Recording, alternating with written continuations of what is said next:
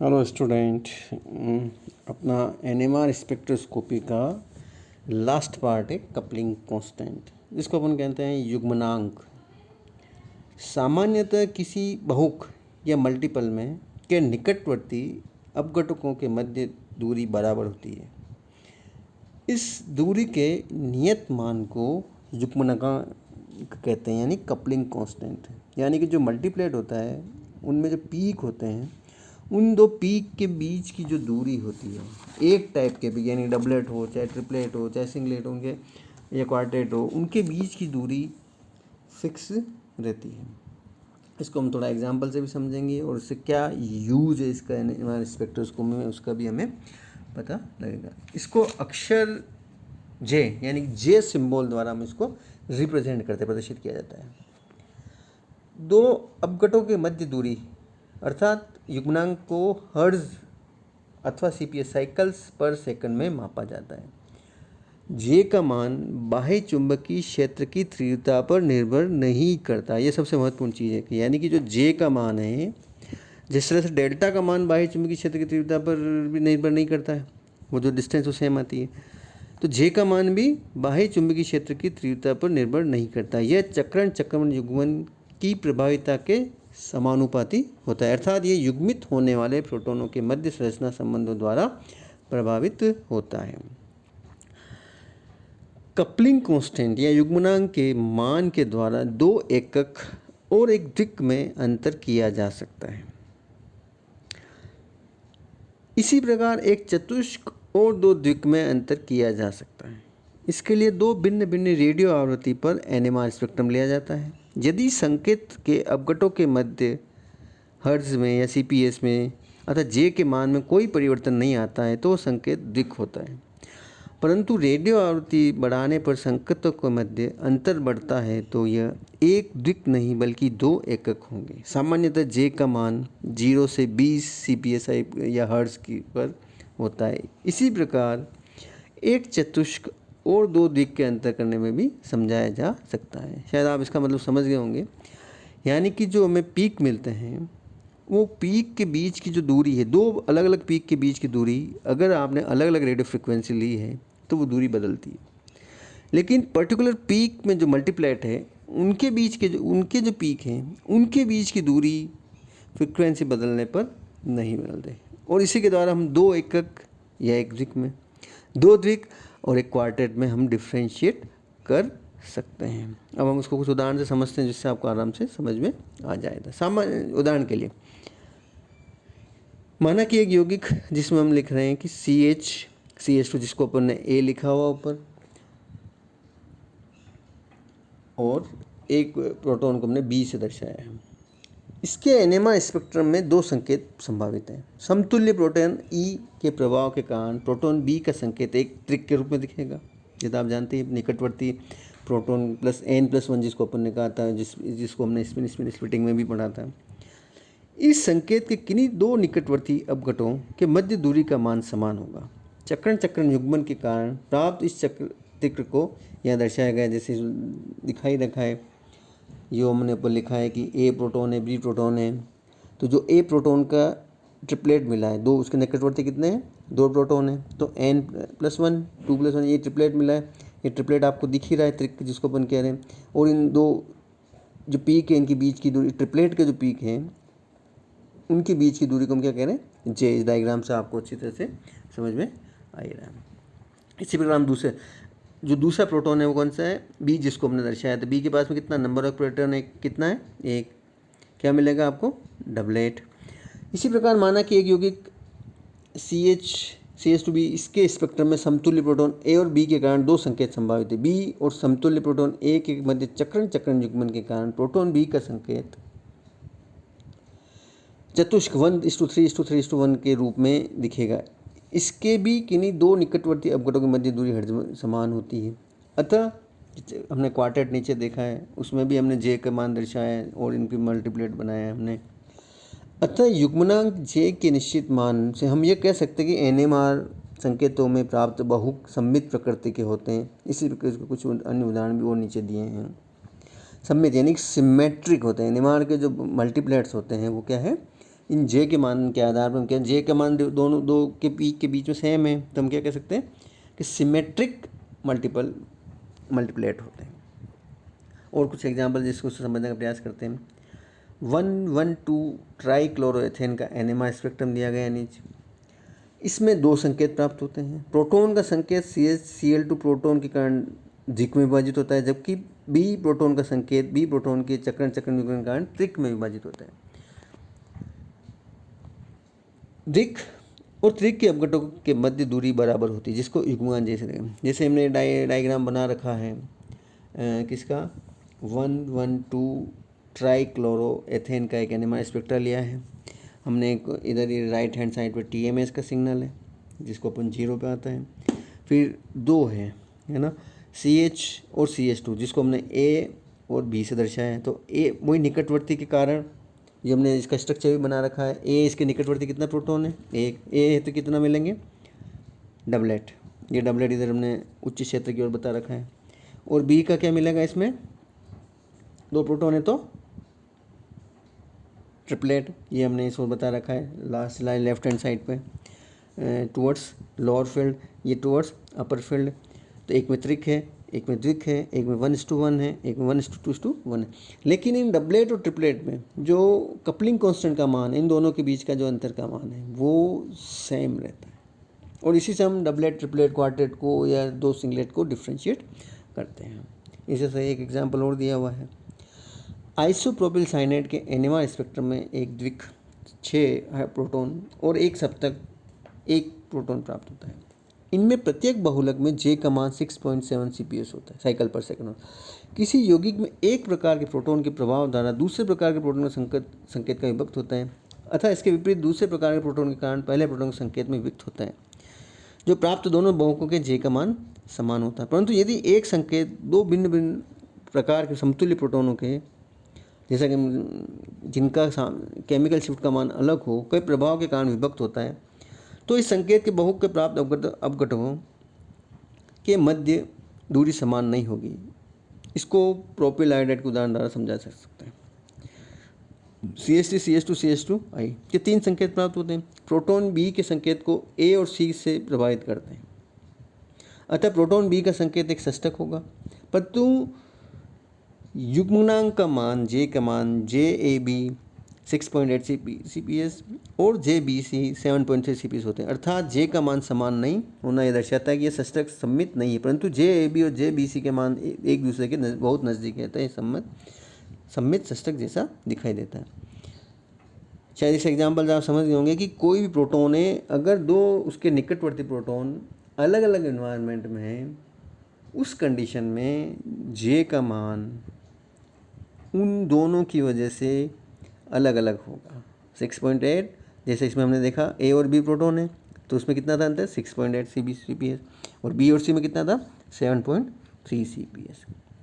इसी प्रकार एक एग्जाम्पल और ethyl alcohol NMR spectrum B proton पे A और C का प्रोटॉन का प्रभाव पड़ता है, तो JAB क्या है, मतलब दो प्रोटॉन जो है 5.0 CPS, और BC है तो क्या है 7.2 CPS का मान, CPS मतलब साइकिल पर सेकंड या हर्ट्ज जिसको अपन बोलते हैं, का मान अलग अलग होता है। JAB और JBC के मानों में अधिक अंतर होने के कारण ही प्रोटॉन B का संकेत पंचक के रूप में प्राप्त नहीं होता है। तो ये हम कपलिंग कांस्टेंट से ये आइडिया लगा सकते हैं कि वो सिमेट्रिक है या एसिमेट्रिक है, वो डबलेट है या दो डबलेट है या क्वार्टेट है,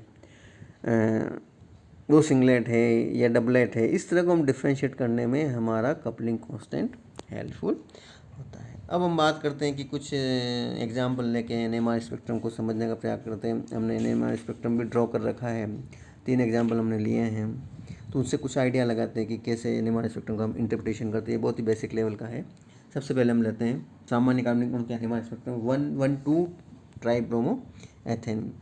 इसमें दो प्रकार के प्रोटॉन के कारण दो एनएमआर संकेत प्राप्त होते हैं। मैथिलीन प्रोटॉन के कारण प्रोटॉन A का एनएमआर संकेत त्रिक 1:2:1 में डेल्टा 5 पॉइंट प्राप्त होता है। ये जैसे हमने डायग्राम बना रखा है उससे सारी चीज़ें क्लियर हो रही हैं। ये एक एनएमआर स्पेक्ट्रा है। जबकि मैथाइन प्रोटॉन A के कारण मैथिलीन प्रोटॉन B संकेत द्विक डबलेट 1:2 में से 4.2 के रूप में प्राप्त होता है। ये जैसे हमने TMS है हमारा इधर, फिर हमारा ये दो अलग अलग प्रोटोनों का डेल्टा का मान अलग अलग है। उससे हमें पता लग रहा है कि हम दो तरह के इसमें प्रोटॉन हैं। डबलेट है तो नहीं, ये भी डबलेट और ट्रिपलेट है, इससे पता लग रहा है कि निकटवर्ती कितने प्रोटॉन है। प्रोटॉन ए के कार्बन पे 2 ब्रोमीन परमाणु जुड़े हैं, इनसे अधिक माइनस आई प्रभाव के कारण प्रोटॉन बी की तुलना में वी परिरक्षण अधिक होता है, इसलिए ए प्रोटॉन का संकेत निम्न क्षेत्र में प्राप्त होता है। इसी तरह से हम एक एग्जाम्पल और समझते हैं, एथिल ब्रोमाइड। इसमें चित्र के अनुसार ये नीचे डायग्राम दिया ही है, एथिल ब्रोमाइड का एनएमआर स्पेक्ट्रा दिया ही है। इसमें चित्र के अनुसार 2 प्रकार के प्रोटोनों के कारण 2 एनएमआर संकेत प्राप्त होते हैं। मैथिल प्रोटॉन ए का संकेत त्रिक 1:2:1 के रूप में डेल्टा 1.7 ppm पर, और मैथिलीन प्रोटॉन का बी का संकेत चतुष्क 1:3:1 का रूप में डेल्टा 3.5 ppm पर मिलता है। मैथिलीन प्रोटॉन पर Br परमाणु के अधिक प्रभाव पड़ता है, अर्थात मैथिल प्रोटॉन की तुलना में मैथिलीन प्रोटॉन अधिक वी परिरक्षित होते हैं, अतः डेल्टा का मान अधिक पर संकेत अवशोषण संकेत देते हैं।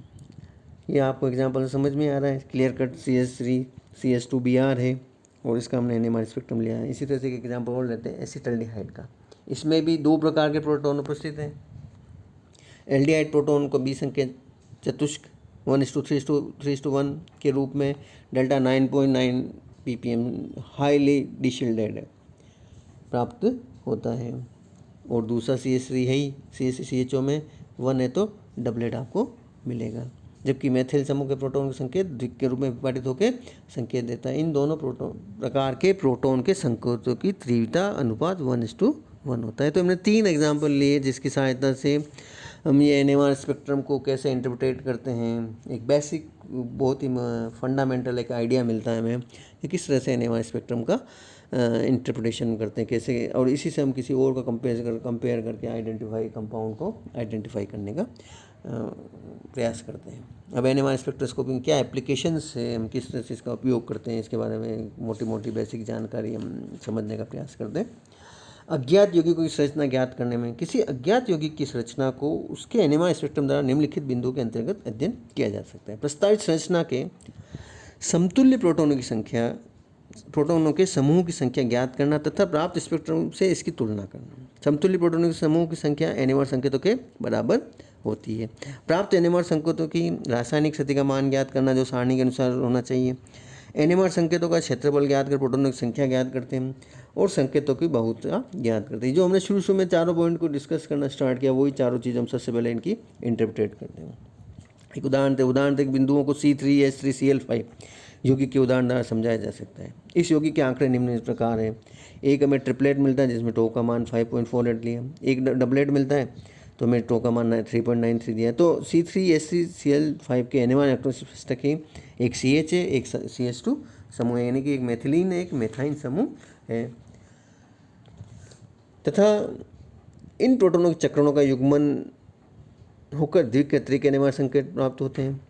तो C3H3Cl5 की निम्नलिखित 2 संरचनाएं दी जा सकती है। ये हमने 2 संरचनाएं बनाई हैं, इसको देख के आप समझ ही रहे होंगे। साइक्लोब्यूटेन एवं साइक्लोहेक्सेन के एनएमआर, इन दोनों में से ये अब दूसरा एग्जाम्पल, साइक्लोब्यूटेन और साइक्लोहेक्सेन के एनएमआर स्पेक्ट्रम केवल एक ही एनएमआर संकेत प्राप्त होता है क्योंकि सभी प्रोटॉन समतुल्य होते हैं। दूसरी एग्जाम्पल बात करते हैं इसी तरह से संरचनात्मक समूहों की पहचान में एनएमआर स्पेक्ट्रम के आधार पर निम्न 2 समूहों का आसानी से अंतर किया जा सकता है। एक आइसोप्रोपिल क्लोराइड है, एक प्रोपिल क्लोराइड है, CH3CH2CH2Cl और CH3CHCl CH3। तो पहले में क्या है, 3 एनएमआर सिग्नल प्राप्त हुए। ए के कारण ट्रिपलेट, बी के कारण सेक्सटेट या सिस्टक और सी के कारण त्रिक, यह जिसको हम कह रहे हैं ट्रिपलेट।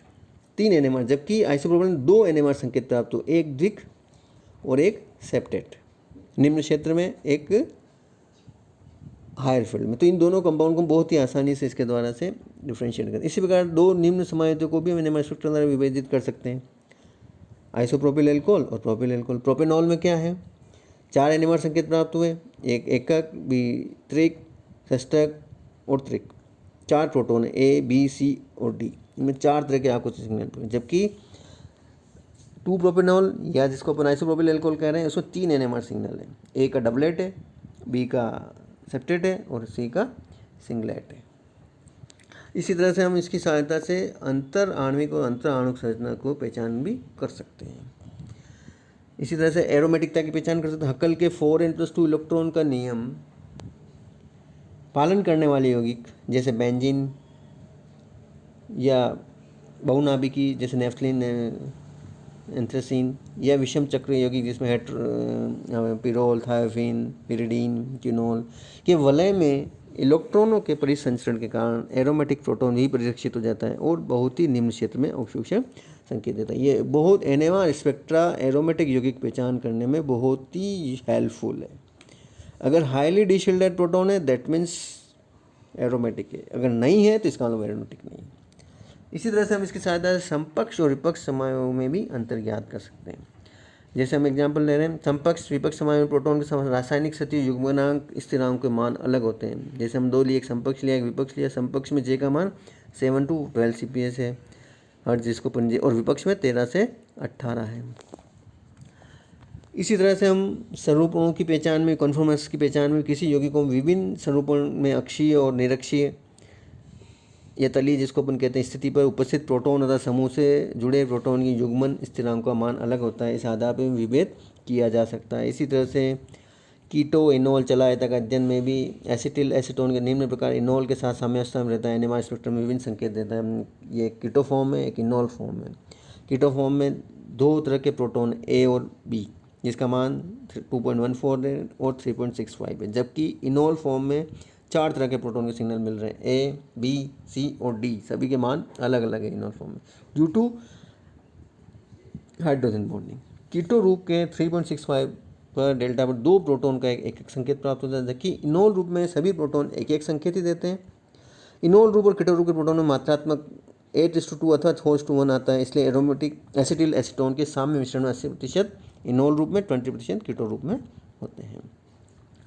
NMR का उपयोग हम बहुलोकों के अध्ययन में, सक्रिय ऊर्जा के निर्धारण में, संकुलों की संरचना के अध्ययन में भी करते हैं। हम सभी तीनों स्पेक्ट्रोस्कोपी को मिला के किसी भी अणु की संरचना का ज्ञान प्राप्त कर सकते हैं, या उसका एक संरचना सूत्र हम मोटे मोटे रूप से मूल रूप से ड्रा कर सकते हैं। यानी कि हम NMR, UV और IR के द्वारा किसी ऑर्गेनिक कंपाउंड का एक अणु का स्ट्रक्चर बनाने में सफल होते हैं। ये तीनों स्पेक्ट्रोस्कोपी थी और ये फर्स्ट यूनिट है, ये बहुत ही इम्पोर्टेंट है। आगे MSc में सारी इसके जो आगे हैं यही तीनों स्पेक्ट्रोस्कोपी भी डिटेल में, और भी कई तरह की स्पेक्ट्रोस्कोपी है, उसका अध्ययन आप आगे चल के करोगे। ये लेटेस्ट टेक्निक से किसी भी अणु के संरचना को निर्धारण करने में। धन्यवाद।